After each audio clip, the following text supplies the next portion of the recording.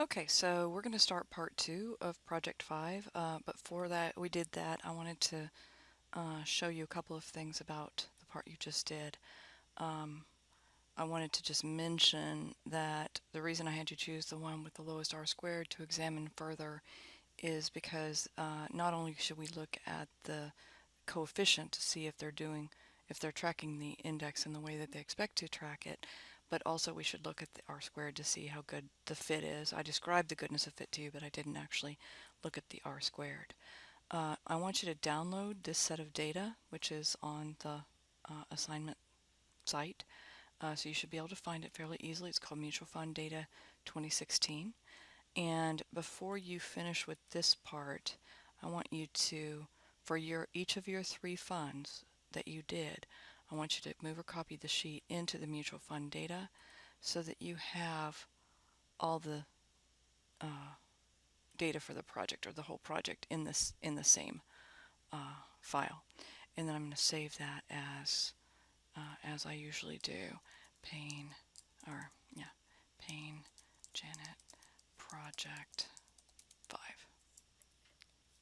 so that I've got that named correctly. All right, in this data that I gave you, there are a bunch of things. One is the returns for a whole bunch of different data. Another is the beta for those data, and I actually have some more down here that from the part of the project that I'm going to show you about in a minute. And then market data, so the S&P return and the 10-year Treasury return for 2015 through 1996 through 2015. Okay, so I'm going to put that back because I need it, and go back to the project assignment instructions. Okay, so that's the return data. You can get that on Trax, 20 years of data. You're going to go to this website again, and you're going to click on fund type here, and you're going to find the sector equity funds. And you're going to pick a sector equity fund. In fact, you're going to pick 5 of them that you want to use.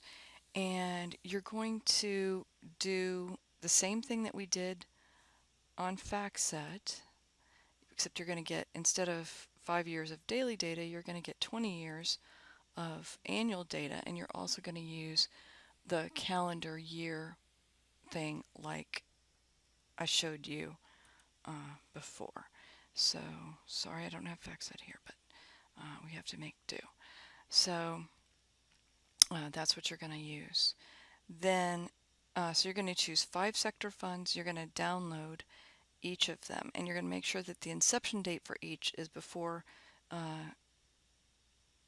12 of, actually this doesn't need to be 95, it needs to be 96. Okay, so I can pick by looking at management and fees, and it'll tell me how many years, or it'll tell me the inception date of the fund. So this one's been out there since 1994, so it's okay to take, and I'm going to click on it. There may be an easier way, but I need the ticker. The ticker's right there. So that's what I need to get the data from FactSet. I already got the data from FactSet for my funds, so they're down here at the bottom. And I put them in there in my data file exactly as I had the previous ones. And so it says sector here. So it goes 1996 through, or 97. No, it should be 96. Okay, so it goes 1996 through 2015. And I don't think I got 20 years of data on my sector funds, so I'm going to have to go back and get them for my project. So make sure you get 20 years of data for your sector funds. I'm not going to worry about it for here. We need to go ahead and get this project started. All right, so the way I did it was I hit the last 20 years, and probably you want to put a custom date in there to make sure that you get 20 years of data, because it was giving me 2016 data, and that's probably why it started in 97. So I need to go back and make sure that I get 20 years worth of data on all of these. You can do it. On FactSet, there's going to be this green CG button. So once you get all those, and it's not on here, but up here at the top, there'll be a button that's a green button that says CG on it, and you can click on that to find the betas. So you're going to put your sector fund data in here, just like this data is on the returns page. And notice again, these are returns in decimal form. And then you're going to add the betas onto the bottom of this. You don't need to do anything with the market data. Okay, so you're going to select all of your return data and insert a pivot table on a new worksheet. So the way to do that, and I want to go ahead and make these where I can see both the project questions and the spreadsheet. So I'm going to do it this way. I know there's an easier way, and I can never remember what it is, but that's what I'm going to do. So I'm going to select all my data, return data. So again, that's on the returns page. Okay, so I'm going to start on the date, and I'm hold down Shift, and I'm going to hit the right arrow 4 times to get over to return, and then I'm going to push the down arrow, and that gets all the data. Okay, so that's selected all the data. Now I'm going to do insert,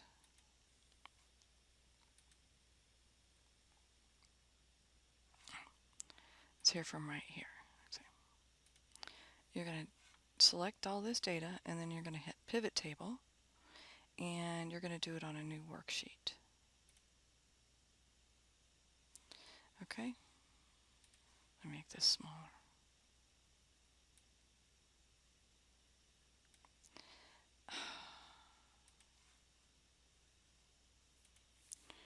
Okay, and whenever you click into this pivot table, it's going to give you all the pivot table fields to choose from.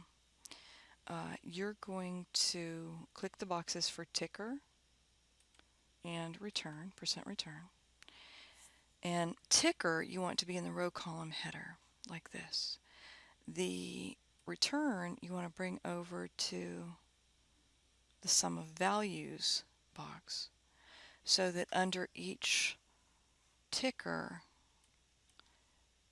or next to each ticker, you've got the count of the returns. But I don't really want the count of return. I want the average, or this average here in the standard deviation. So first I'm going to do standard deviation. So I'm going to click here, and I'm going to do value field settings, and I'm going to bring it down here and do standard deviation. So this gives me the fund ticker and the standard deviation of each of the funds. Okay, so we're going to select the cells that contain this ticker symbol and the standard deviations and name that array. We haven't done naming an array yet, but we're going to do that here. So we select all the data that we want to name, and then we click up here in this little box up here to where it says A4. And I'm going to type mine, I'm going to call mine STDEV. And now that whole array is labeled STDEV. We're going to go to the Betas tab. I'm going to call this STDEV too, just for fun. We're going to go to the Betas tab, and we're going to select all the data.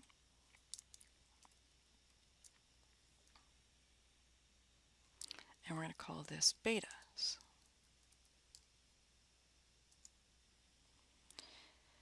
We're going to go to the Market Data tab, and we're going to name this array that contains the market data Market. So now we're going to go to the returns spreadsheet, and we're going to use lookup functions to get the standard deviation for each of the funds, the beta for each of the funds, The return on the S&P for each year, the return on the Treasury for each year, and then we're going to calculate from that the alpha, the Sharpe, and the Trainer ratios.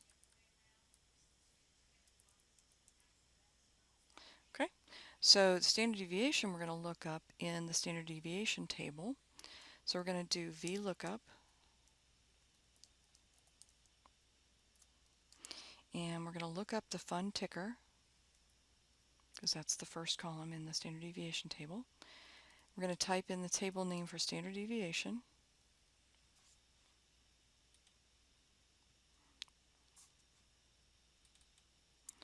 That's the table array. And we want to bring back the second column.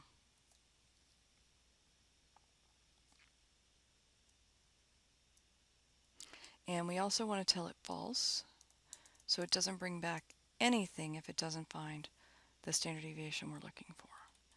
And then we're going to double click and bring that down. Notice that all years, I don't know why it says 14 years, but all 20 years will have the same standard deviation. I'm going to fix that so you'll never see it in your project. Standard deviation will be the same. Same will be true of the beta, because there's only one beta. So I'm going to use a VLOOKUP function there. And we're going to look up again the ticker. In the array we're calling betas. And we're going to bring back the second column because that's where the beta is. And don't bring me anything if you don't find that ticker. Okay, and here I usually like to look down and make sure it really did find everything. So just look down and make sure there's nothing missing. Okay. So now I'm going to get the data for the return on the S&P and the return on the T-bond. So I'm going to go, I'm going to use a VLOOKUP. And I'm going to look up, instead of looking up the ticker, I'm looking up the date now. And I'm going to look up in the table called Market, the table I called Market. And then I'm going to look, notice that this has 3 columns. So first column is the year, second column is the return on the S&P, third column is the Treasury return. So I want it to bring back the second column of that table. I think I made a mistake here because I have, oh, I see what happened. I have too much stuff in there. Okay, now I found it.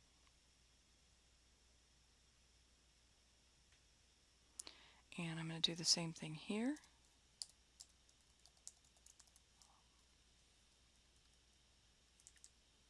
Look up that.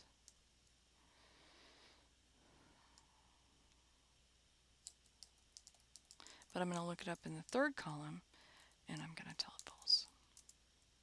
Okay.